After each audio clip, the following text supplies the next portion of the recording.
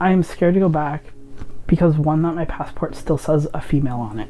It still says a female on it, and I don't look anything like a female. So to hand over my passport to the border guards is terrifying, and they're just gonna question me down to the bone, and I don't think I'd mentally be able to handle that, to be honest. I would just cry. Just two sexes, male and female, the impact that this has on the population, especially the transgender population?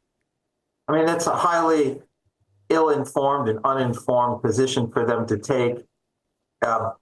We're talking about biology, not politics. The message here today is the trans community needs to have equal rights. We have tons and tons of medical literature that backs up the practice that we're doing through the World Professional Association for Transgender Health, the Endocrine Society. We're doing something that is scientifically based, and they're just making this up. If they want to accuse us of espousing gender ideology, well, The Trump administration's rollback of trans rights has been swift, beginning on day one.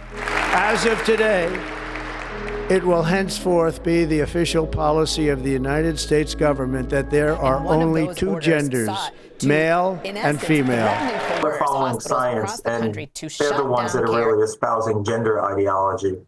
Other orders followed, defunding gender-affirming care for the youth, inauguration banning trans speech, people the executive from serving in orders. the military, How has that left you feeling? even It's left me feeling pretty scared and uncertain, and I didn't think it was going to happen so fast.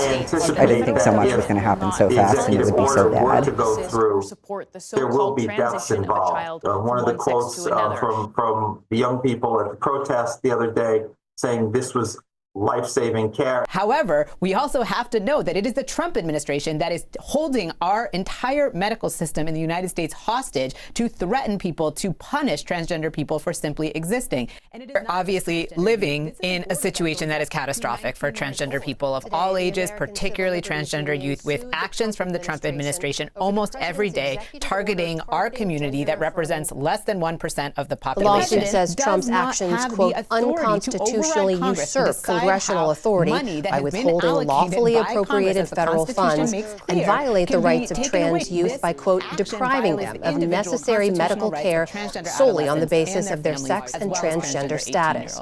For Ollie, moving to Minnesota meant just being able to walk down the street without fear. I noticed people's body language and the way they were looking at me or weren't looking at me, really. It felt different, it did. Yeah, a cultural difference, it felt like. It's a really good thing. We feel safer.